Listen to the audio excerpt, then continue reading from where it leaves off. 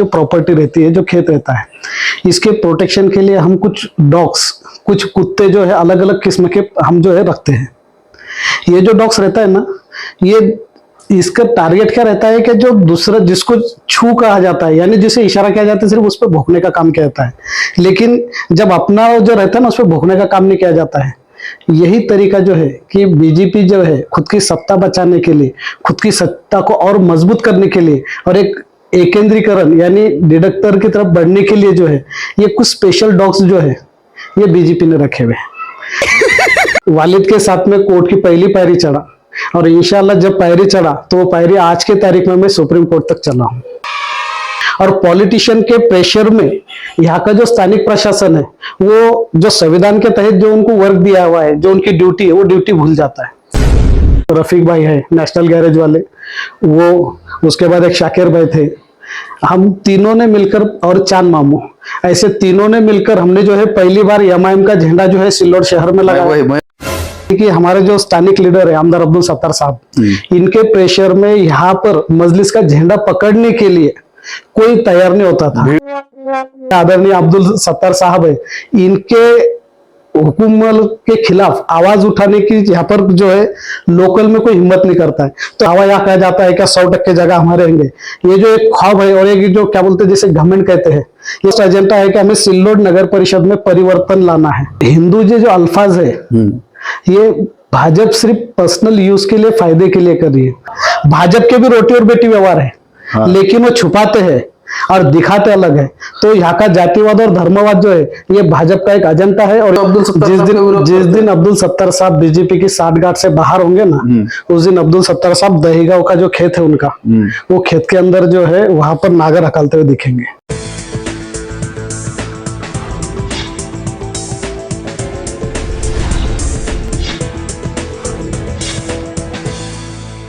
अस्सलाम वालेकुम, नमस्कार, जय भीम। दोस्तों, चढ़ोड़ महाराष्ट्र की न्यूज प्रस्तुत चाय पे चर्चा इस पॉडकास्ट में आपका स्वागत है। एपिसोड 5। दोस्तों, जैसे कि हम लोग रोज कोई ना कोई नए गेस्ट को बुलाते हैं, जो राजनेता, कोई सेलिब्रिटी, वैसे ही आज हमारे पास एक नए गेस्ट आए हैं जो कि सिल्लोड़ के सिविल कोर्ट के बहुत ही मशहूर एडवोकेट है और आम आदमी पार्टी जिला सह सचिव भी है, एडवोकेट शेख उस्मान। तो उस्मान सर, आपका बहुत बहुत स्वागत है हमारे पॉडकास्ट में। शुक्रिया। जो कि चाय पे चर्चा, यहाँ पर हम लोग रोज नए नए गेस्ट को बुलाते हैं और उनसे राजकीय चर्चा, उनकी पर्सनल जिंदगी पर चर्चा होती रहती है और उस चीजों को हम लोग मालूमात लेते हैं और वही चीजें हम लोग पब्लिक तक पहुंचाते हैं। तो आपका बहुत बहुत स्वागत है। तो इस चर्चा को मैं यहाँ से शुरुआत करता हूँ। तो सर, आपकी राजकीय शुरुआत कहाँ से हुई? आपको कब लगा कि मैं राजनीति में जाऊं और कुछ राजनीति में कुछ आप आगे बढ़े? जी, ये जो आपने पहला सवाल जो पूछा है, ये सवाल जो है मेरी जिंदगी का एक अहम सवाल है जी। जब हमने देखा कि मैं ये फील्ड में, यहाँ तक कि मैं वकालत में भी बाय एक्सीडेंटली आया हूँ और पॉलिटिक्स में भी बाय एक्सीडेंटली आया हूँ जी। ना मेरे पैशन था वकालत, ना पॉलिटिक्स मेरा पैशन था जी। मैं जो था बचपन से पढ़ाई मेरी जो थी, सबसे ज्यादा मुझे पढ़ाई प्यारी थी। मैं बचपन से मेरी स्टूडेंट रहा हूँ, 10th में मेरी स्टूडेंट था, 12th में, यहाँ तक कि मराठवाड़ा डिवीजन में से मैं ए स्टैंड यानी 8वीं जो रैंक है, रैंक से था। देवगिरी कॉलेज जो है औरंगाबाद का, वहाँ का मैं फर्स्ट स्टूडेंट हूँ, यानी वहाँ का मेरिट रैंक होल्डर स्टूडेंट हूँ। अच्छा। उसके बाद मैं डीएड किया हूँ। डीएड के बाद एक ख्वाब था मेरा कि एक टीचर बोल के मैं जॉब करूँ जी। लेकिन कुछ फैमिली के अंदर, जो फैमिली पे कुछ असल्ट हुए, कुछ डिस्प्यूट हुए और एक फैमिली के प्रोटेक्शन के लिए मेरा जो मेन पैशन था, एक टीचर बोल के मेरे जो एम था, वो एम छोड़कर टीचर की नौकरी रिजाइन कर मैं फर्स्ट जो है सिल्लोड के अंदर इंटर हुआ। यहाँ पर इंटर होकर सबसे पहले मैंने यहाँ पर एक माई कंप्यूटर इंस्टीट्यूशन बोल के एक स्टार्टिंग वहां से की।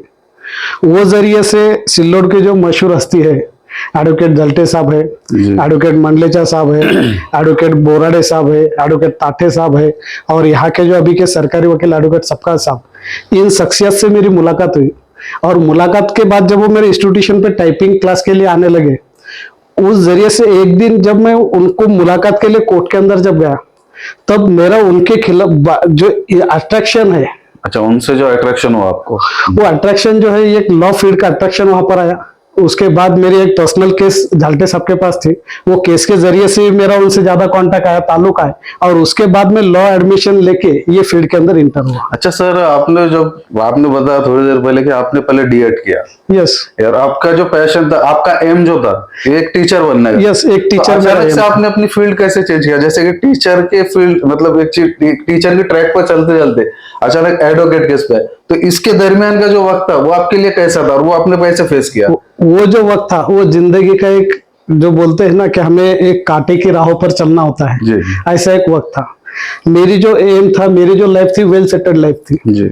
और वेल सेटल्ड लाइफ में एक फैमिली के ऊपर एक असल्ट हुआ, फैमिली के साथ मेरी पर्सनल प्रॉपर्टी के बारे में पिताजी पे जब असल्ट हुआ, हमारे तो आप आपको उसको जानते खुल के बता सकते हो क्या? जैसे कि कुछ जी। असल्ट क्या हुआ था और किस चीज की वजह से ये सब चीजों में आप इन्वॉल्व हुए, या आप वहां से फॉरवर्ड हो गए या उधर उसके तरफ मुतासिर हो गए? तो आप उसको थोड़ा खुलकर बता सकते हैं क्या हुआ? जी, बताने में कुछ हर्ज नहीं है, क्योंकि पर्सनल भी बात है तो भी वो जग जाहिर है। जी। यहाँ पर जो मेरा देहात है, एक चांदापुर बोल के गांव है, अच्छा, हाँ। वहां पर मेरे बाप दादाओं की जो है 30 एकड़ जो जमीन थी, वो कुल की जमीन थी, जी। और उसकी बोगस सेल डीड कुछ लोगों ने किए थे, जिसके अंदर यहाँ के कुछ स्थानिक पॉलिटिशियन का भी हाथ था, कुछ गुंड प्रवृत्ति के जो लोग हैं उनके भी हाथ थे।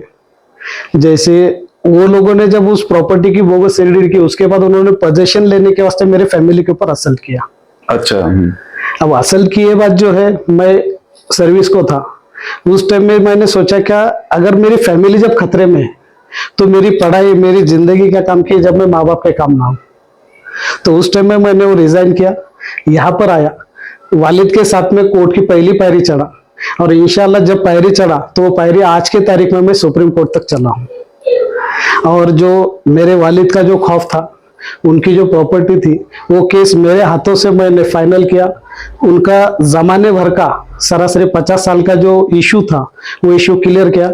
जिन लोगों ने बोगस सेल डीड किए थे उन लोगों को 420 में कन्वेक्शन भी दिलाया, और गवर्नमेंट से वो प्रॉपर्टी की जो लीगल सेल डीड है वो देखिल तहसीलदार तरफ से मेरे पिताजी के नाम पे करा के दिया। अच्छा, आपने कन्वेक्शन यूज किया, ये वर्ड कन्वेक्शन, ये वर्ड यूज किया, तो उनको कन्वेक्शन यानी उसको सामने वाले को कोई सजा लगा? हाँ, सजा उनको। तो जब आपने केस लड़ा, ये आपने केस लड़ा, ये ट्रायल पर आया, ये ट्रायल किया, केस लड़ने के बाद तो कन्वेक्शन, ये जो शब्द है ना, बहुत से लोगों को नहीं पता। कन्वेक्शन यानी किसी को सजा लग जाना। उन्होंने जो 420 तो जो उसके अंदर धोखाधड़ी उनको की कितनी सजा लगी सर? उनको हर सेक्शन के अंदर 2-2 साल की सजा आई थी। अच्छा, ठीक है। यानी 420 में 2 साल, 467 में 2 साल, 471 में 2 साल, 467 यानी कि बोगस डॉक्यूमेंट फॉर्जरी, डॉक्यूमेंट। और उसके अंदर उनका इसी टोटल मिला के 6 साल की सजा आई हुई है। और वो लोग आज भी जो है अपील में है और ऑन बेल है। ऑन बेल है। हाँ, उनके खिलाफ की सजा जो है वो टेम्पररी स्टेड है अपील पीरियड तक, लेकिन उनको सजा जो है, कन्वेक्शन जो है, वो ऑनरेबल कोर्ट ने जो उनको सजा दे दी है। अच्छा, मतलब आप जब ये वकीली क्षेत्र में आए, यानी कि एडवोकेट के क्षेत्र में, जो क्षेत्र में आए, तो इसके सबसे पहले इसकी वजह थी कि मतलब अपने फैमिली को प्रोटेक्ट मैं करना। बाय एक्सीडेंटली, मैं स्टार्ट में आपको बोला कि बाय एक्सीडेंटली फैमिली को प्रोटेक्ट करना, और इसी को आपने आगे चलकर पेशा वो बनाया। पेशा बन गया, या आपका ये फील्ड बन और गया। इस फील्ड में जब आया तो मुझे यहाँ पर सिस्टम से टकराना पड़ा, डिपार्टमेंट से टकराना पड़ा, हर चीज से टकराना पड़ा, क्योंकि यहाँ पर हमारा वजूद नहीं था। यहाँ पर खुद का वजूद बनाना पड़ा। इसके वास्ते ग्राउंड लेवल से लेके, यानी तलाटी से लेके तो कलेक्टर, मंत्रालय तक टकराना पड़ा। कोर्ट में भी जो है जेएमएफसी से लेके तो हाई कोर्ट तक टकराना पड़ा। अच्छा, मतलब ये प्रोसेस में आप इसमें ये फील्ड में आ गए। ये फील्ड में तो आप आगे, आपका मैं राजकीय क्षेत्र, यानी कि मैं राजनीति में आ गए। चलो ठीक है, आपको बाय एक्सीडेंटली आप राजनीति में भी मैं बाय एक्सीडेंटली आया। अच्छा। जब 2017 में मेरी जो प्रॉपर्टी का जब केस हुआ, तो उसके अंदर कुछ स्थानिक राजकीय जो लोग हैं, यहाँ के जो खुद को बाहुशैली कहते हैं, बलशाही कहते हैं, ये स्थानिक राजकीय लोगों ने मेरे प्रॉपर्टी के केस में पर्सनल इंटरेस्ट लिया। पर्सनल इंटरेस्ट लिया बाद मेरे समझ में आया कि यहाँ की जो सिस्टम है, हमारा जो प्रशासन है, ये संविधान से के मुताबिक तो चलता है और दिखता है, लेकिन उनके पे जो प्रेशर रहता है वो पॉलिटिशियन का प्रेशर बहुत बढ़िया जबरदस्त प्रेशर रहता है। और पॉलिटिशियन के प्रेशर में यहाँ का जो स्थानिक प्रशासन है, वो जो संविधान के तहत जो उनको वर्क दिया हुआ है, जो उनकी ड्यूटी है, वो ड्यूटी भूल जाता है। जब मेरे ऑब्जर्वेशन ख्याल में आया कि स्थानिक पॉलिटिशियन लोगों के प्रेशर में आकर यहाँ के लोकल तहसीलदार होंगे, एसडीओ होंगे, कलेक्टर होंगे, ये जो या पुलिस प्रशासन होगा, ये स्थानिक पुलिस के राजकारणियों के प्रेशर में आके जब हम पे जुल्म करने लगे, अच्छा, तब मैंने सोचा कि अगर इनको जवाब देना है तो एक पॉलिटिक्स का जरिया भी हमारे वास्ते ये है, इसलिए वकालत के साथ में एक पॉलिटिशियन, एक पॉलिटिक्स देखिए मैंने उसको ज्वाइन किया। अच्छा, मतलब आप जो पॉलिटिक्स में, मतलब ये रीजन, सबसे पहला जो रीजन है, ये दोनों चीजों का रीजन ये रहा कि अपने आप को प्रोटेक्ट करना। यस, ठीक है, अपने आप को प्रोटेक्ट करने के लिए आप राजनीति में 2017 के पहले आपने कोई पार्टी में वगैरह काम किया है? नहीं, मैं 2016 में जब मेरा पर्सनल इशू चला तो स्टार्ट में मैं यहाँ पर जो मजलिस का काम शुरू हुआ, जी, वही। तो मजलिस में सबसे स्टार्ट में हमारे जो रफीक भाई है नेशनल गैरेज वाले, वो, उसके बाद एक शाकिर भाई थे, हम तीनों ने मिलकर, और चांद मामू, ऐसे तीनों ने मिलकर हमने जो है पहली बार एमआईएम का झंडा जो है सिल्लोड शहर में लगाया। वही सवाल में मैं आने वाला था आपके लिए। हाँ। कि सिल्लोड में जब यहाँ पर जो मजलिस इत्तेहादुल मुस्लिम, जो आज एमआईएम के नाम से, शॉर्ट फॉर्म के नाम से जानी जाती है, तो जब वो मतलब सिल्लोड में इंटर की, तो उस टाइम पे भी सिल्लोड में बहुत दहशत का माहौल था। दहशत भी बोला जाएगा उसको, एक मोहब्बत भी बोला जाएगा, या उसको एक पार्टी का, जब नया पार्टी का आगमन होता है तो उसका स्वागत भी बोला जाएगा। नहीं, यहाँ पर स्वागत कम किया गया है। जब हम मजलिस को लेकर जब यहाँ पर उतरे फर्स्ट टाइम, तो कंडीशंस ऐसी थी कि हमारे जो स्थानिक लीडर है आमदार अब्दुल सत्तार साहब, इनके प्रेशर में यहाँ पर मजलिस का झंडा पकड़ने के लिए कोई तैयार नहीं होता था। भीड़ तो बहुत देखी गई।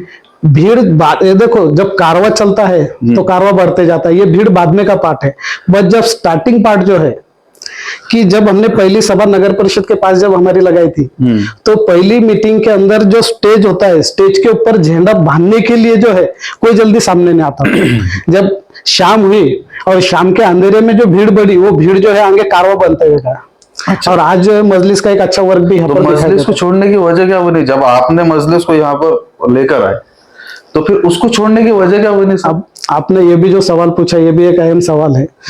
जब हमने देखा कि इलेक्शन, लोकल इलेक्शन के अंदर मजलिस जो है कि कुछ उनके ऊपरी दौर पर, जी, यानी हायर अथॉरिटी के जो जिसे सेटलमेंट कहता है ना, साटा लोटा, वो हमें नजर में आया।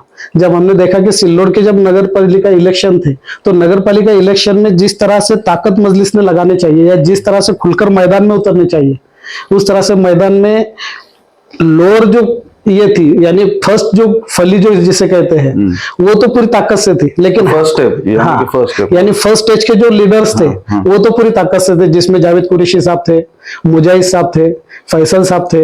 ये जो फली थी, ये तो पूरी ताकत के साथ थी। बट इसके ऊपर की जो हायर अथॉरिटी, स्टेट लेवल की जो फली थी, वो सिल्लोड में जो है ताकत लगाने में जो है जानबूझकर कचराती थी। जब मुझे समझ में आया क्या मजलिस भी जो है यहाँ पर जिस ताकत के खिलाफ जब हमको एक नई ताकत पैदा करना है, उसे टक्कर देने के लिए यहाँ पर जो है ताकत से नहीं उतरने वाली, उनको खुद के भी पर्सनल रिलेशन यहाँ पर वो मेंटेन कर रहे हैं, तब मैंने सोचा कि नहीं, अपनों को वन मैन आर्मी का होता नहीं, जब हमें लड़ना है तो वन मैन आर्मी का होता नहीं, लेकिन अपनों को इंडिपेंडेंट ताकत चाहिए कि जो सामने वाली ताकत से जो है एक पॉलिटिशियन की एक नई पावर बन सके। अच्छा सर, ये सोच सिर्फ आपकी ही थी या कि आपके साथ में और कोई पार्टी को छोड़ा या उससे साइड हुआ? रफीक भाई थे। रफीक भाई भी साइड में। बहुत सारे। रफीक भाई कौन सी पार्टी में? रफीक भाई साथ में आम आदमी के साथ में जो है फिर हमारी एक नई फली तैयार हुई। अच्छा। जिसमें महेश शंकरपल्ली है, रफीक भाई, बहुत सारे लोग हम जुड़े, डॉक्टर गोंगे जैसे है, अजबराव मानकर जैसे है। तो अभी आम आदमी पार्टी में हो, ठीक है? यस।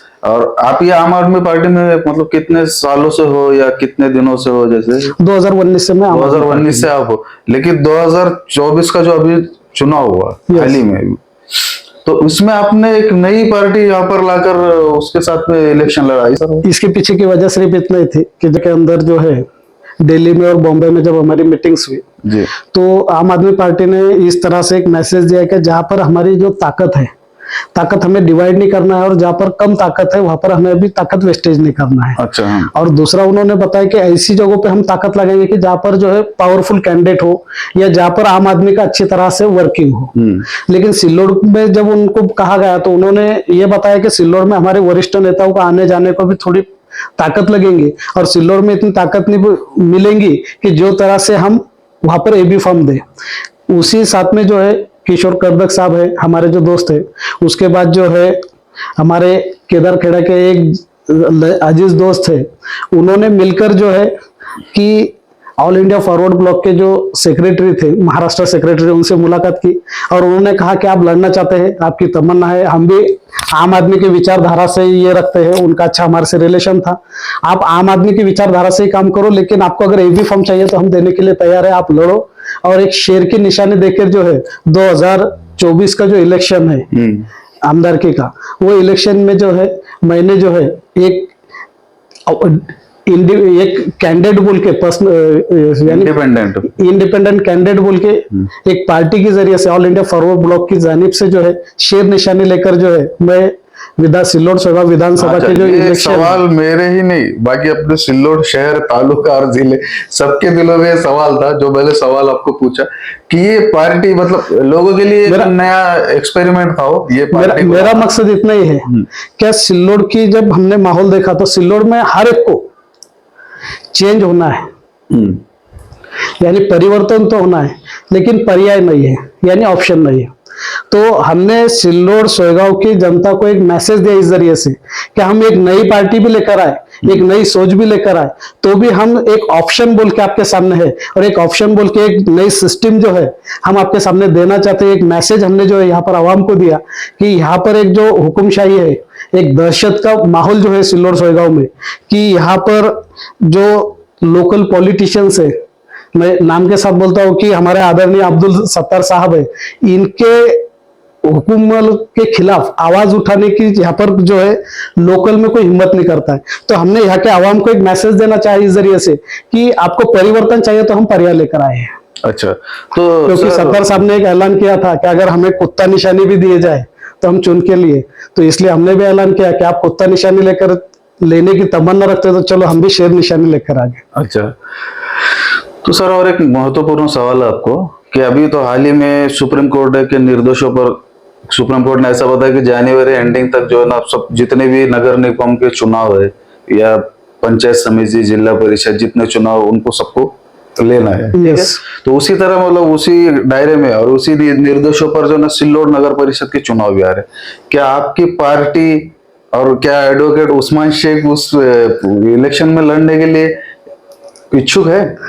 इच्छुक नहीं है, तो हमारा एक ख्वाब है कि सिल्लोड नगर परिषद इलेक्शन इस टाइम में जो है एक पार्टी के नजरिए से या अपोनेंट के नजरिए से नहीं लड़ा जाएगा।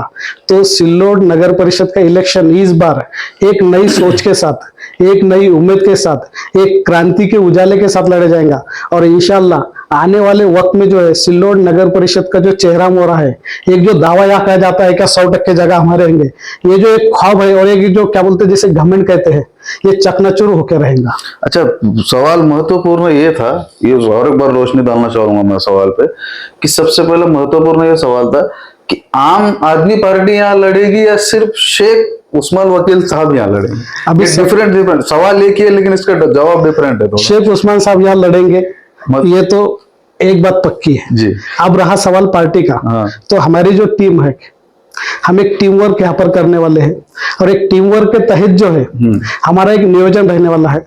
हमारा फर्स्ट जो एजेंडा है, कि हमें सिल्लोड नगर परिषद में परिवर्तन लाना है और परिवर्तन के लिए ऑप्शंस जो है यहाँ के आवाम को देना है।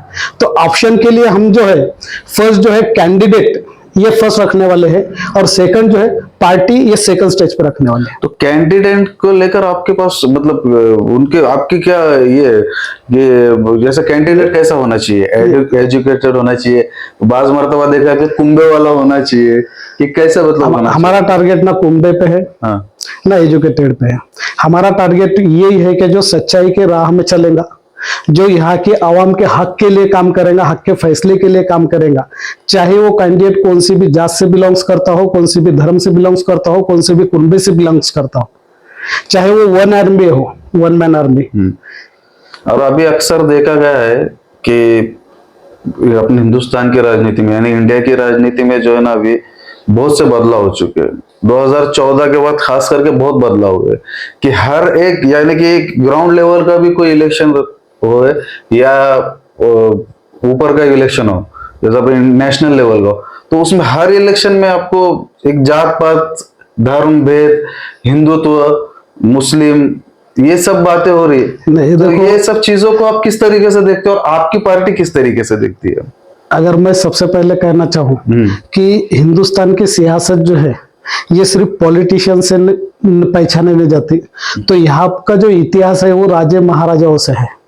यहाँ पर हर बिरादरी ने, हर कौम ने, हर जात ने जो है एक उनके उनके प्रदेश में जो है यहाँ पर सियासत की है, यहाँ पर राज किया है।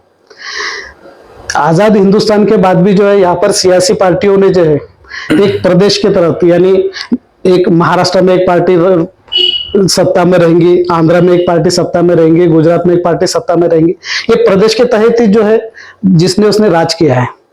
लेकिन 2014 के बाद का जो नजरिया है, ये नजरिया ऐसा है कि यहाँ पर जो है आरएसएस प्रेरित भाजपा सत्ता में है, और भाजपा और धर्म एक समीकरण है। क्योंकि भाजपा को अगर खुद का पॉलिटिकल वजूद अगर टिकाना है, यहाँ पर हिंदुस्तान पे सियासत करना है, हिंदुस्तान पे राज करना है, तो सिर्फ जातिवाद करके नहीं जमेगा। तो जातिवाद के साथ में अगर भाजपा बोल के अगर सियासत करना है, तो उन्हें धर्मवाद करना, ये जो है ये एक नामे के दो बाजू है। एक साइड में भाजपा है, दूसरे साइड में जातिवाद और धर्मवाद है। और इसलिए 2014 के बाद हिंदुस्तान में, महाराष्ट्र में, हर स्टेट में जो है वहां पर जो लोकल जातिवाद है, जो लोकल धर्मवाद है, उसको बढ़ावा देने का काम जो है वो भाजपा ने किए है। और जो अंग्रेज की एक नीति थी, फोड़ो और राज करो, वही नीति का एक agenda, divide and rule, yes, divide and rule जो एजेंडा है वही भाजपा लेके स्थानिक ग्राम पंचायत लेवल से जिला परिषद होगा, पंचायत समिति होगा, स्टेट के जो इलेक्शन से विधानसभा असेंबली होंगे, लोकसभा होंगे, इसके अंदर एक एजेंडा भाजपा ने चलाया है।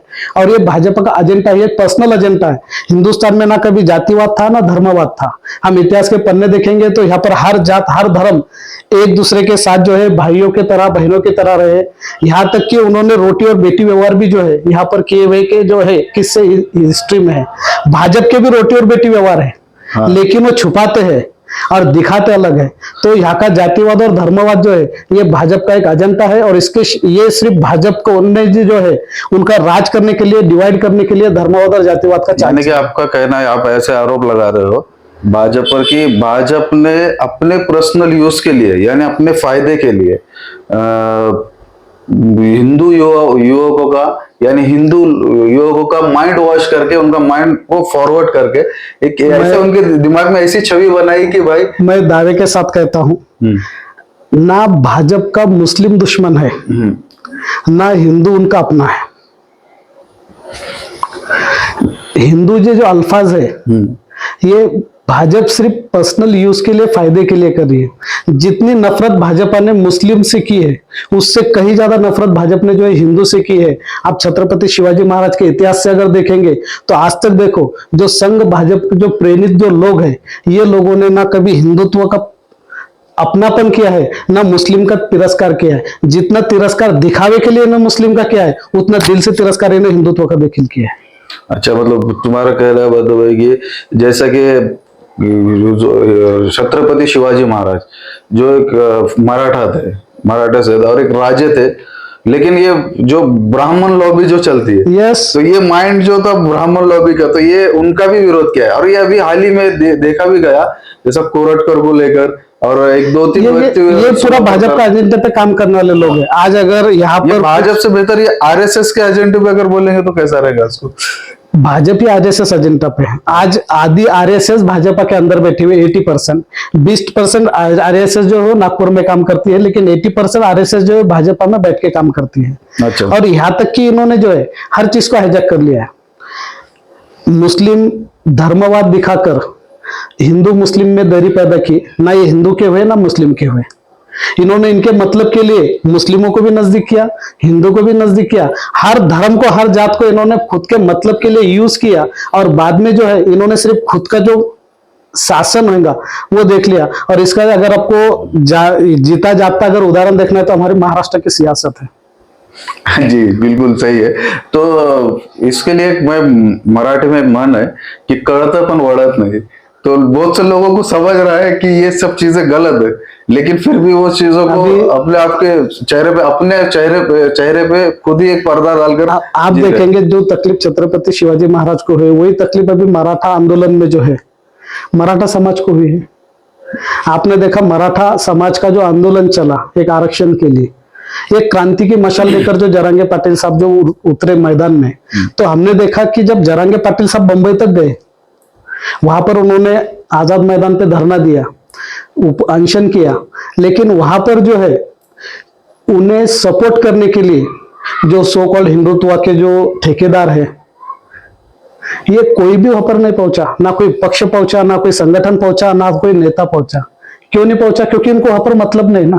इनका जब मतलब रहेगा वहां ये झुंड से पहुंचेंगे, लेकिन जब मतलब नहीं रहेगा ना वहां ये देखेंगे भी नहीं। यहाँ तक कि उसको अलग अलग नामों से बदनाम करने का काम करेंगे, और उसके वास्ते फिर कुछ खास प्यादे जो रहते हैं शतरंज के खेल में के, जैसे हमारे सम्मानीय एक वकील साहब है, या कुछ पार्टियों के कुछ नेता है जिनको वाचालवीर कहा जाता है, वो मैटर डाइवर्ट करने के वास्ते फिर मुंह में से जो है हमेशा गोबर बकते रहते हैं।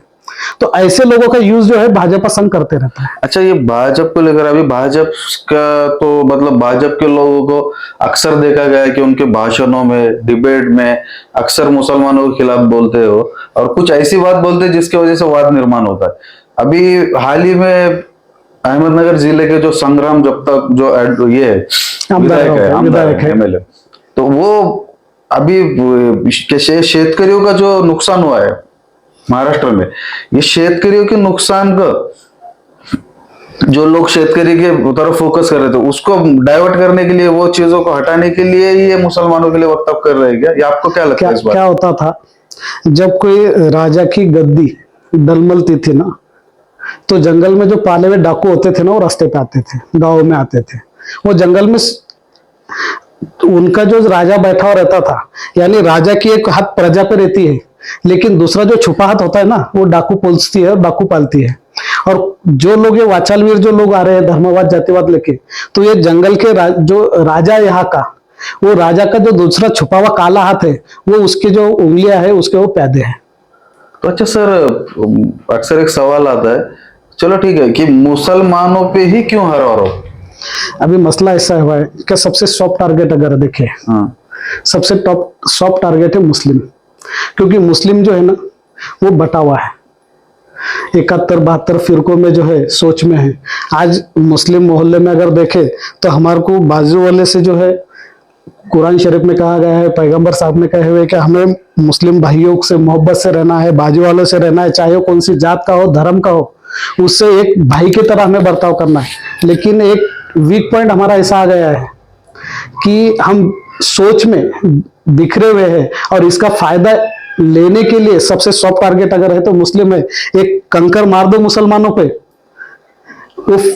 जो है पॉलिटिक्स में ऐसा उभर का होता है, जो मुस्लिम पे कंकर मारेगा वो उभर के आएगा। इसलिए जो झूठी जो कहते हैं ना शान, वो झूठी शान के लिए एक सॉफ्ट टारगेट मुस्लिम बोल के यहाँ पर टारगेट किया जाता है, जो सरासर गलत है। लेकिन यहां तक कि मैं ये भी कहना चाहता हूं कि आने वाला वक्त जो है, हमने हदीस से में देखा है, आने वाला वक्त जो होगा वो यहाँ पर इंसाफ का होगा, और इंसाफ का राज जो रहेगा ना, वो एक हिदायत जो है वो दुनिया को रहेगी इंशाल्लाह। तो सर, अभी आप एज एडवोकेट है आप, तो मैं आपसे एक सवाल पूछना चाहूंगा, आपके क्षेत्र को लेके ये सवाल है कि हाल ही में जो गौवंश तस्करी जो होती है, या उसको बोलते हैं एक जगह से दूसरी जगह डिपोर्ट करना या ट्रांसफर करना, चाहे उसमें मुस्लिम हो, हिंदू हो, जो भी हो, वो एक अपने जानवरों को ट्रांसफर कर दे। तो ये अपने महाराष्ट्र के जो मुख्यमंत्री देवेंद्र फडणवीस जी, उन्होंने एक ऐसा कानून लाया, मको का कानून, कि अगर कोई मिलता है गोवंश हत्या करते हुए या तस्करी करते हुए, उस पर मको का कानून लगाएंगे। जहां तक का हमारी जानकारी है, ये मको का कानून यानी कि अट्टल गुनेगारों पे लगता है। जैसे कि पहले से जिस पे किसी पे कलम हो, 302 मर्डर, गुनेगारी जिसकी होती है उसके लिए 394, 395 जो ये दरोडे के रहते हैं, या किसी की तड़ी पारी है, MPD है, तो ये ऐसे कलम पे जो जिसको हिस्ट्री शीटर इंग्लिश में, और जो मराठी में जिसको जो है ना अट्टल गुनेगार, सराइत गुनेगार, अट्टल गुनेगार जिसको कहा जाता है। तो ये पॉसिबल है सर कि किसी का बैकग्राउंड कोई किसी पे कोई केस नहीं है, क्लीन बैकग्राउंड वाले पे भी आप ये केस थोप सकते हो सर? आपको एक वकीली क्षेत्र के हिसाब से मैं आपको सवाल देखो, बीजेपी ने 2014 से जो है डिवाइड एंड रूल के साथ जो है एक केंद्रीकरण जिसे कहा जाता है, कि एक जगह सेंटर पॉइंट जिसे जो है एक डिडक्टर यानी हुकुमशाही की जो एक पहचान है, उस तरीका से जो है यहाँ पर जो है बीजेपी चल रही है। और ये जो है बीजेपी ने जो कुछ भी लॉ में अमेंडमेंट किए है, ये लॉ में अमेंडमेंट किए क्या है कि जो बड़े मछली इनके वो बचाने के लिए और जो छोटे मछली है ना इनको सताने के लिए इन्होंने अमेंडमेंट किया है। हर चीज का जो अमेंडमेंट है ये कुछ ऐसा यहाँ पर उन्हें सुधार लाना है। अरे हमारा हिंदुस्तान ना कभी बिगड़ा हुआ था, ना कभी गुनहगारी में था, ना कभी रहेगा, लेकिन इनके पॉलिटिकल फायदे के लिए इन्होंने लॉ अमेंडमेंट किया है। इन्होंने ऐसा दिखाया कि हिंदुस्तान में जो है कि एक गुनहगारी का साम्राज्य था, कभी नहीं था, ना कभी रहेगा, लेकिन खुद के मफाद के लिए, खुद के फायदे के लिए इन्होंने जो है लॉ को जो है एक तोड़ मरोड़ने का काम किया, संविधान को जो है छेड़ने का काम किया। लेकिन संविधान हिंदुस्तान का इतना मजबूत है क्या उसे बीजेपी क्या यहाँ पर कोई भी पॉलिटिकल पार्टी सत्ता में आओ वो संविधान को जो है छेद नहीं सकती, संविधान को तोड़ नहीं सकती।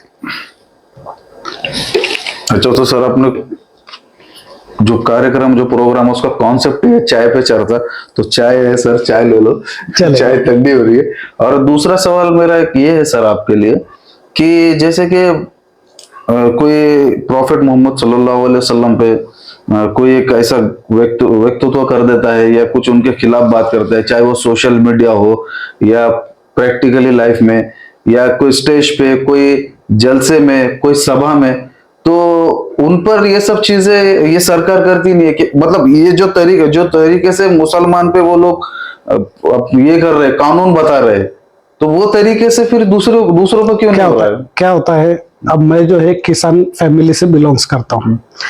हम किसान लोग क्या करते हैं, खेत में जो है जब हमारे ये रहता है ना, हमारे जो खेत में जो जानवरों की जगह रहती है या हमारी जो प्रॉपर्टी रहती है, जो खेत रहता है, इसके प्रोटेक्शन के लिए हम कुछ डॉग्स, कुछ कुत्ते जो है अलग अलग किस्म के हम जो है रखते हैं। ये जो डॉग्स रहता है ना, ये इसका टारगेट क्या रहता है कि जो दूसरा जिसको छू कहा जाता है, यानी जिसे इशारा किया जाता है, सिर्फ उस पर भौंकने का काम किया जाता है, लेकिन जब अपना जो रहता है ना उस पर भौंकने का काम नहीं किया जाता है। यही तरीका जो है कि बीजेपी जो है खुद की सत्ता बचाने के लिए, खुद की सत्ता को और मजबूत करने के लिए और एक एकेंद्रीकरण यानी डिडक्टर की तरफ बढ़ने के लिए जो है ये कुछ स्पेशल डॉग्स जो है ये बीजेपी ने रखे हुए हैं। ये जो है सिर्फ मुस्लिम या दलित, ओबीसी, इस तरह के जो धर्मवाद है, मराठा, इस तरह के धर्मवाद पे ही भूकेंगे और स्पेशल डॉग को स्पेशल काम दिया जाएगा, तूने ये इशू पे भुकना है, तूने ये इशू पे भुकना है, तूने ये इशू पे भुकना है। वो सिर्फ भुकने का काम करेंगे। लेकिन जब उनका खुद का जब रहता है ना, तो जो बोलते हैं ना कि जब खेती वाला जब बोलता है कि जब उसका खुद का आदमी आता है तो डॉग्स उसके ऑटोमेटिक धूम दबा के गुच्चू बैठते हैं, वैसा एक जो ये है कि जब वो भुगते हैं तो उनके खिलाफ एक्शन नहीं लिए जाती, क्योंकि क्या है, उनको टारगेट दिया हुआ है, एजेंडा दिया हुआ है और उस एजेंडे का एक प्रोपोगंडा है, ये भाग है। और मैं तो आपके जरिए से यहाँ पर हर जो समाज रहता है, हर जो आम आदमी यहाँ पर रहता है, हर एक से मैं एक हिदायत देना चाहूंगा कि इनके जो फरेब है, इनके फरेब में हमें नहीं आना है और इनके 5 साल के फरेब चरण दो, लेकिन एक दिन जो है 5 साल में एक दिन जो है वो हमारा है और वो दिन जो है, ये दिन में जो है इन सबों को उनकी जगह दिखाने का एक वक्त जो है हमको इंशाल्लाह हर 5 साल के बाद मिलने वाला है और वो दिन का जो है हम बेसब्री से इंतजार कर रहे हैं। मतलब आपके कहने का मतलब है कि एक दिन आएगा कि ये लोगों को इनके एक लेवल इनका पता चल जाएगा। यस, ठीक है। तो ये जो चीजों के लेकर मैं आपसे बातें कर रहा था, जैसा कि मैं आपसे बहुत राजकीय चर्चा भी हुई, कानूनी तौर पे भी चर्चा हुई, बहुत अच्छी बात है। तो मैं आपके पर्सनल लाइफ के बारे में भी जानना चाहूंगा सर। तो आप तो रहने वाले, आपका गांव चांदापुर है। चांदापुर, आपने अभी सिल्लोड में स्थायिक हुई है। यस, ठीक है।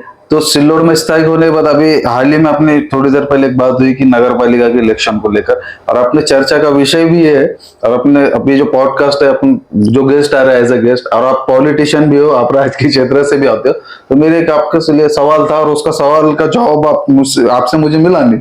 जैसे कि आप इच्छुक हो क्या? मैं तो जनरल में आपको यही कहा हूँ और कहता भी हूँ कि सिल्लोड नगर परिषद का जो इलेक्शन है जी, ये उस्मान वकील, एडवोकेट उस्मान, ये तो लड़ने ही वाले हैं।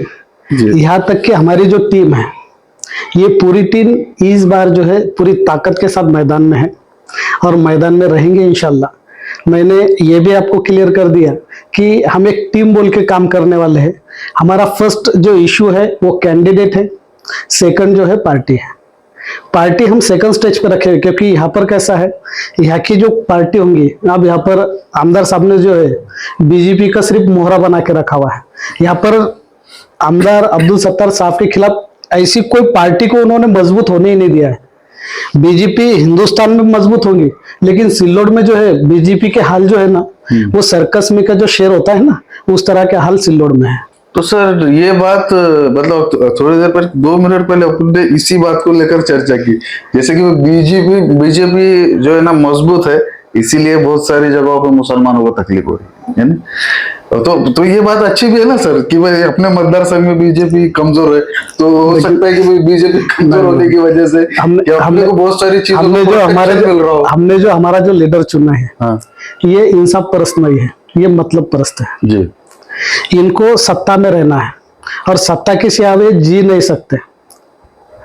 हमने बीजेपी के खिलाफ आमदार अब्दुल सत्तार साहब को वोट दिया, लेकिन वो जो पिछले दरवाजे से उनकी मांडी पे जाके बैठे हुए, यानी यहाँ पर बीजेपी कमजोर है, लेकिन आमदार अब्दुल सत्तार साहब जो है बीजेपी का एजेंडा यहाँ पर पूरी ताकत के साथ चला रहे हैं।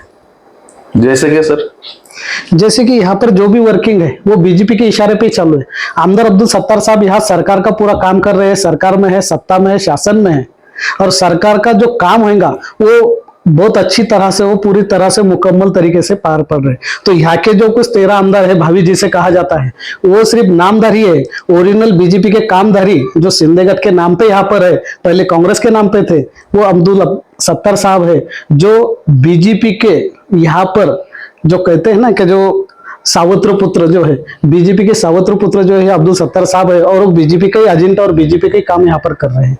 वो मुसलमानों के हक में कौन सा काम करते हैं हमें दिखे नहीं है। अच्छा, लेकिन अक्सर यहाँ पर बीजेपी के नेताओं को अब्दुल सत्तार साहब जो यहाँ के एमएलए है, जो चालू रनिंग एमएलए, इनके खिलाफ बातें करते हुए देखा गया है, और वो अक्सर इनका विरोध करते हैं अब्दुल सत्तार साहब को। उसको लेकर आप क्या कहोगे कि जैसे कि आप जो बोल रहे हो कि भाई उनका जो ना बीजेपी का जो एजेंडा है वो यहाँ पर अब्दुल सत्तार साहब चला रहे हैं, या आपके आपके आपके हिसाब से तो, लेकिन जो बीजेपी के स्थानिक नेता है तो वो तो अब्दुल सत्तार जिस दिन अब्दुल सत्तार साहब बीजेपी की साठगांठ से बाहर होंगे ना, उस दिन अब्दुल सत्तार साहब दहीगांव का जो खेत है उनका, वो खेत के अंदर जो है वहां पर नागर हकालते हुए दिखेंगे।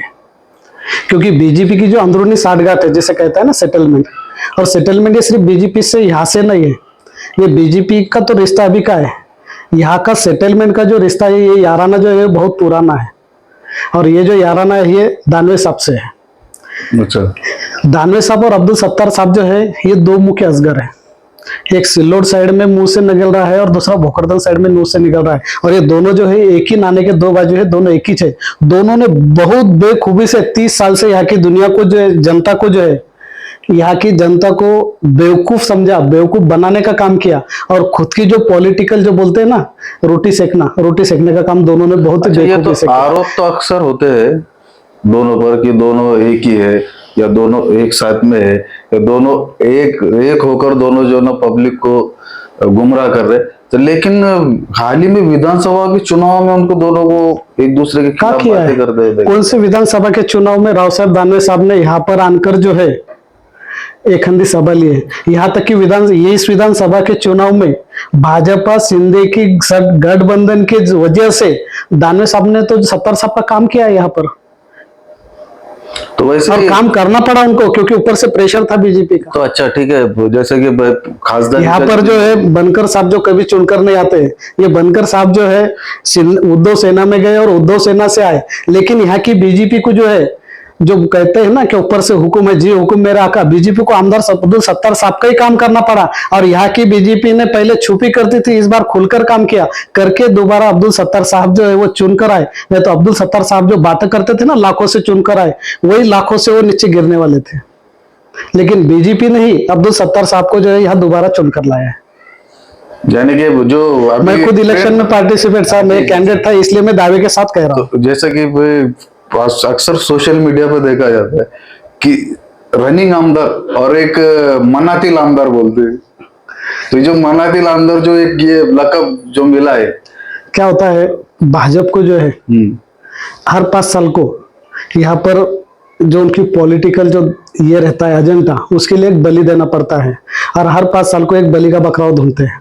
तो कितने बार बलि देंगे फिर इनकी बनकर साहब की? अब बनकर साहब का जो है वो क्या बोलते हैं, उनको समझाए भी कि अगर तुम्हें, यहाँ तक कि भी मैं खुद बोल रहा हूँ, एक इंडिपेंडेंट कैंडिडेट बोल के बनकर साहब को हमने भी सपोर्ट किया कि हम भी यहाँ बदलाव चाहते थे, तो मतलब लेकिन बनकर साहब जिनके भरोसे पे आज भी जी रहे हैं, उन्हें उस टाइम में मैंने आह्वान किया था कि आप जो आरएसएस का काम कर रहे हो, आरएसएस का एजेंडा कर रहे हो, लेकिन आप एक आरएसएस का जो आपने बोले है ना कि आरएसएस की जो हाफ पैंट है आप खुटी पर लटका कर इधर बाहर आ गए, तो बनकर साहब को हमने भी कहा था कि आप जो है आवाम के लिए रास्ते पे हो, तो आपको आवाम सर पे लेंगे। जैसा कहा जाता है कि आज भी जनता के मना के आमदार उनको कहा जाता है, और अगर वो जनता के वास्ते अगर काम करते थे, जनता के वास्ते अगर वो रहते थे और उनका मतलब वहां पर नहीं लाते थे, तो इंशाल्लाह आने वाले वक्त में वो जनता के मना तिल नहीं, यहाँ के जनता के भी आमदार रहते थे। लेकिन उन्होंने वही किया जो हमें धोखा था, जो शक था, वही उन्होंने किया कि उद्धव सेना में आने से पहले उनकी जो हाफ पैंट है वो खुटी को लटका है,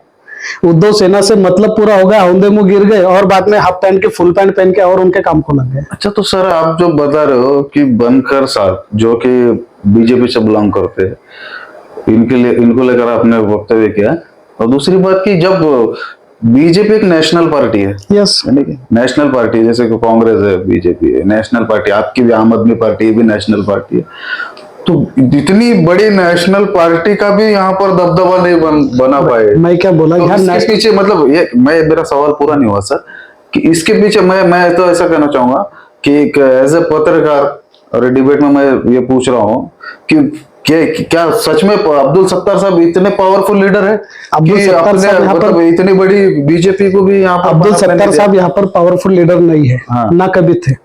अब्दुल सत्तार साहब ने मतलब पर्स का काम किया, उन्होंने मतलब का काम किया, और ऊपर के जो पॉलिटिकल एजेंडा लोग जो रहते हैं, पॉलिटिकल के लोग जो है, जो आदमी से, जो कैंडिडेट से उनको पर्सनल फायदा है, जो कैंडिडेट से उनकी पार्टी का फायदा होता, वो कैंडिडेट को जो है उन्होंने उठाने का काम किया है।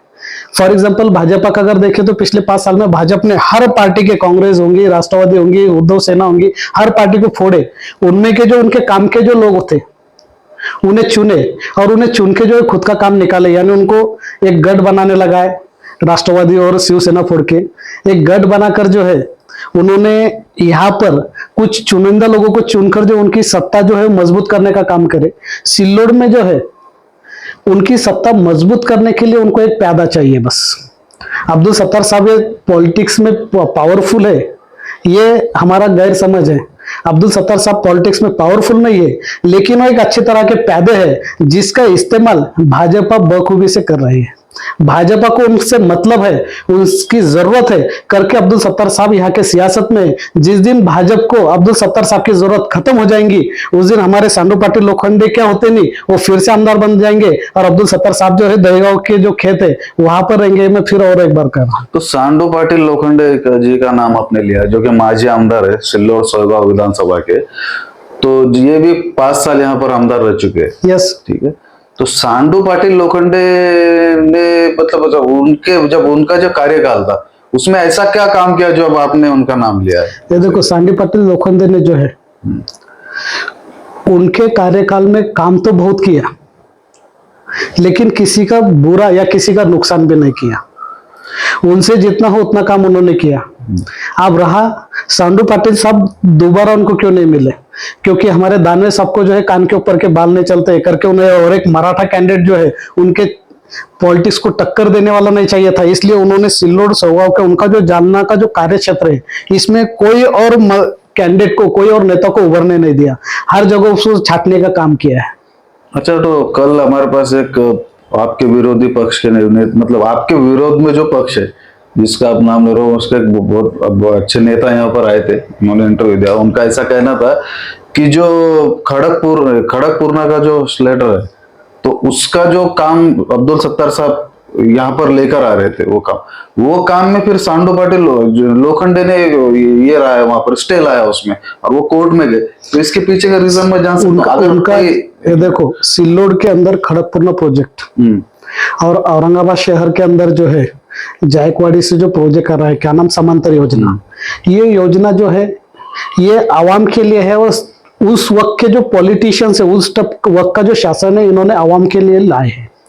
लेकिन इस योजना के आड़ जो भ्रष्टाचार किया जा रहा है, अभी 10-10 साल से ना समांतर पूरी हुई ना हमारी खड़गपुरना का काम पूरा हुआ है। 10 साल से सिर्फ एक गाजर जो दिखाया गया यहाँ के आवाम को कि हम खड़गपुरना ला रहे हैं, खड़गपुरना के वास्ते किसी ने विरोध नहीं किया, वो पानी के प्रोजेक्ट के वास्ते किसी ने विरोध नहीं किया, लेकिन उसके आड़ में जो भ्रष्टाचार है उसका विरोध किया गया है और वो भ्रष्टाचार के खिलाफ जो है शिकायत की गई है। अब जब तुम्हारा भ्रष्टाचार दिखाई करके वो काम रुका है, तुम्हारा अगर भ्रष्टाचार नहीं रहता, तुम साफ दिल से रहते थे तो हम तो तुम्हारा स्वागत करने के लिए कभी भी तैयार है। तुम साफ दिल से कौन सा भी आवाम का काम करो, हम तुम्हारा स्वागत करेंगे। साफ दिल से इन्होंने कभी काम नहीं किया। सिल्लोड में भी हम अगर लोकल देखे तो हमारी कुछ बस्तियां ऐसी है कि जहां पर पिछले 30 साल से भी रोड नहीं बने हैं, है सिल्लोड में ऐसी बस्तियां। और कुछ बस्तियां ऐसी है जिसमें हर 6 महीने में बिल निकलता है। अच्छा, तो मतलब आपका कहना है कि आप एक तरफ से देखा गया तो आप भाजपा के विरोधी हो। यस। और एक तरफ से एक पहलू ये है कि आप सांडू पाटिल लोखंडे मैं सांडू पाटिल लोखंडे का फेवर नहीं हूं जी।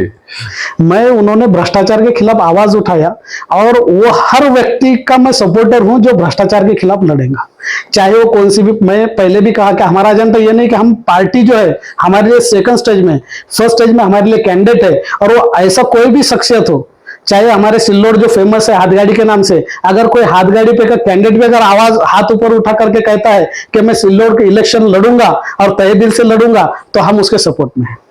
तो एडवोकेट शेख उस्मान साहब, मेरा एक सवाल है आपसे और बहुत इंपॉर्टेंट सवाल है। आप सिल्लोड के विकास को लेकर, यानी कि विकास को लेकर क्या कहना चाहोगे? तो देखो, सिल्लोड में विकास का सिर्फ एक दिखावा किया गया है। आमदार अब्दुल सत्तार साहब की एक हाथी सत्ता यहाँ की नगर पालिका पे है। 1 मैन आर्मी के तहत वो काम करना चाहते हैं। उन्होंने यहाँ पर जो भी 26 नगर सेवक चुनकर लाते हैं, ये नगर सेवक तो हमें आज तक ऐसे नगर सेवक बोल के उनका जज्बा दिखा नहीं है, सिर्फ उनके गाड़ियों के ऊपर नगर सेवक का लोगो दिखा और रिश्तेदारी बिरादियों में दिखावा दिखा। इसके अलावा नगर सेवक बोल के जो जिम्मेदारी है वो जिम्मेदारी हमने कहीं नहीं देखी।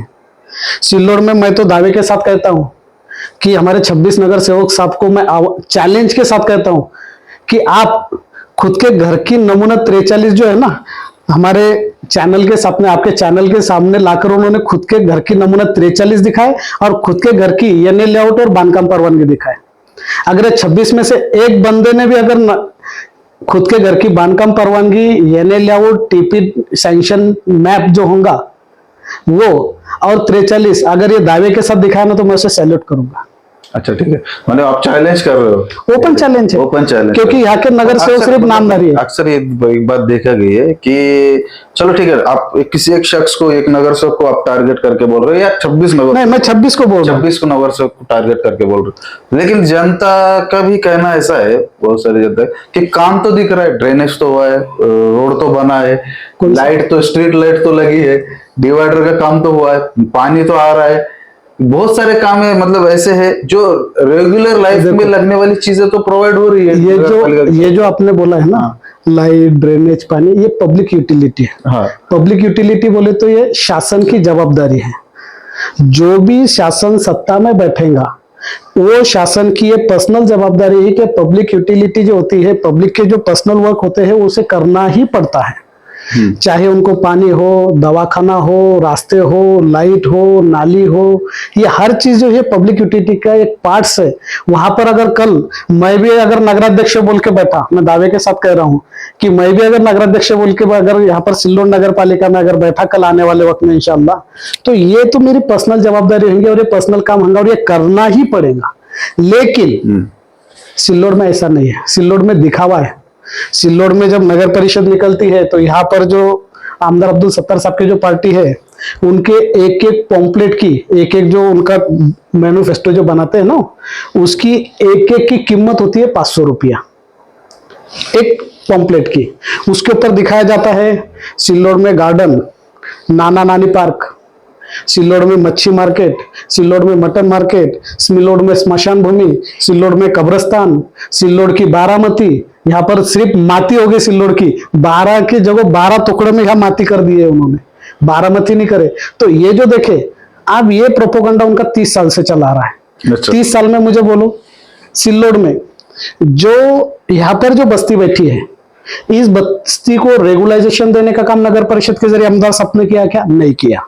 क्यों?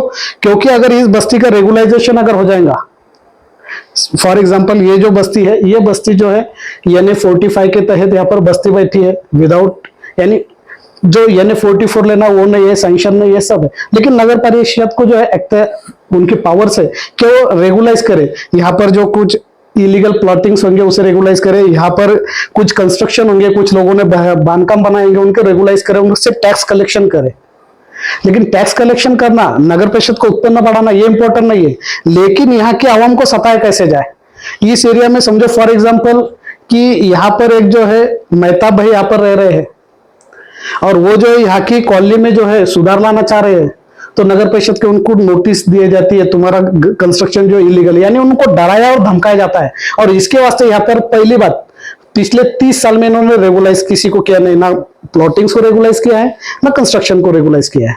दूसरी बात, यहाँ पर जो रोड किए गए हैं, ये रोड सिर्फ बिल निकालने के वास्ते नगर परिषद का जो फंडिंग्स होता है ना, आमदार साहब को जो इलेक्शन को फंड रखता है, ये फंड कलेक्शन के वास्ते यहाँ पर रोडों का रस्तों का दिखाया किया जाता है। रोड का सैंक्शन होता है 30 लाख 35 लाख। अभी लेटेस्ट में हम देख रहे हैं कि सिल्लोड के सुशोभीकरण के लिए जो कमान बनाया जा रहा है, हर कमान की कीमत जो है वो 30 लाख के ऊपर है। उसका जो एस्टिमेट है 27 लाख 28 लाख 30 लाख 32 लाख 33 लाख, लेकिन 30 लाख के हिसाब से वो कमान है क्या? नहीं है। यानी इन्होंने 10-12 लाख कमान पे खर्चा करे, 50% जो है यहाँ पर अब्दुल सत्तार साहब का नारे है, आओ चौरो भांदो बहारा, आधा तुम्हारा आधा हमारा। जो भी यहाँ पर ये जमा करते हैं, जो भी ग्राम पंचायत के सरपंच से लेकर तो कृषि उत्पन्न बाजार समिति के चेयरमैन तक, संचालक तक, जो भी है, ये सब चोरों की भर्ती इन्होंने करके रखे हैं कि इन सबों को इनविटेशन देते हैं कि इलेक्शन के टाइम में आओ चोरो भांदो बहारा, आधा तुम्हारा आधा हमारा, यानी आधे में तुम लुटो और आधा मुझे ऐतला कर दो। तो इस तरह जो सिल्लोड में रोडों के, नालियों के, तुम्हारे ड्रेनेज लाइन के जो दिखावा किया जा रहा है, ये दिखावे के नाम पे आमदार अब्दुल सत्तार साहब ने नगर परिषद के आड़ में 50% करप्शन किया है और 50% में सिर्फ काम किया है। और आने वाला भी अभी जो इलेक्शन डिक्लेयर हो रहा है, इन्होंने हर इसमें जो है अभी आचार संहिता लगेंगे, आचार संहिता से पहले जो है हर कॉलोनी के रोडों के, रास्ते के, नालियों के सैंक्शन करके रखे कामों के। जैसे इलेक्शन डिक्लेयर हुआ काम चालू, लोगों को दिखाओ काम चालू, लेकिन काम चालू नहीं है। उनका इलेक्शन का फंडिंग का एक तरीका है और वही तरीका इस पंचवार्षिक में भी जो है, सिल्लोड शहर में 5 साल में कई काम नहीं हुए, कोई नया विकास नहीं हुआ, लेकिन ये 6 महीने में सिल्लोड में हर काने कोपरे में विकास दिखेगा, ये दिखेगा। तो ये विकास नहीं है, तो ये सिल्लोड शहर को भकास करने का काम चालू है। सिल्लोड की बारामती बनाने का काम नहीं है, तो सिल्लोड को 12 टुकड़े में बांटकर माती बनाने का काम यहाँ पर चालू है। और मैं दावे के साथ कहता हूं कि अब जो विकास का यहाँ डिंडोरा पीटा जाएगा, दिखावा किया जाएगा, ये सिर्फ इलेक्शन की फंडिंग जो आमदार अब्दुल सत्तार साहब को जमा करना है, वो फंडिंग का एक काम यहाँ पर वो हाथ में लेंगे और उनकी फंडिंग करके वो पैसों के बलबूते पे, भ्रष्टाचार के बलबूते पे नगर परिषद पे दावा ठोकने का काम कर रहे हैं। नगर परिषद का इलेक्शन जैसा डिक्लेयर होगा, उन्होंने ऐलान भी कर दिया कि 100% मेरे हैं, सीट मेरे हैं, और इसके वास्ते उन्होंने खेल भी किया है। प्रभाग रचना जो है पूरी तोड़ मड़ोड़ करके रख दी है। तुम कितने भी ऑब्जेक्शन लो, यहाँ पर जो प्रशासन में जो अधिकारी बैठे हैं, उन्होंने अब्दुल सत्तार नाम का इंजेक्शन ले हुआ है, उनकी जो चमड़ी हुई है वो गेंडे के जैसी हुई है। तुम कितना भी बोलो उनको फर्क नहीं करता है। तुम ऑब्जेक्शन लो, रिटर्न ऑब्जेक्शन लो, मैं खुद ऑब्जेक्शन लिया प्रभाग रचना पे, लेकिन इनका क्या है, एजेंडा है। जब तुम्हारे को तकलीफ देंगे तो कोर्ट का नाम लेंगे, क्योंकि कोर्ट जो है आज आवाम के लिए आसान नहीं है।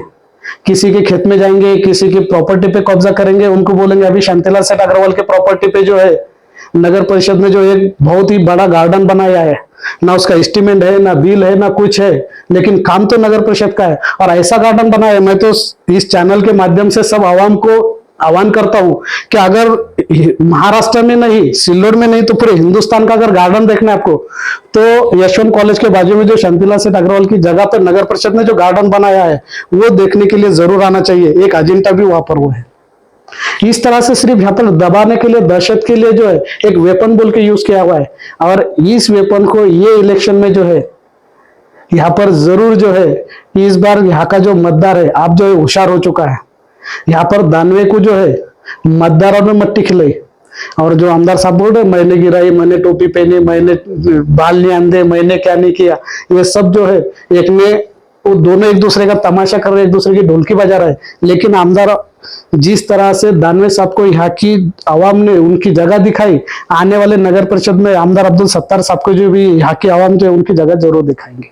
अच्छा, तो आप देख रहे थे चाय पे चर्चा है पॉडकास्ट, और हमारे साथ आज खुसूसी मेहमान थे। अपने विशेष मुलाकात हमने की सिल्लोड के बहुत ही जाने माने हस्ती है, यानी कि शेख उस्मान, एडवोकेट उस्मान से।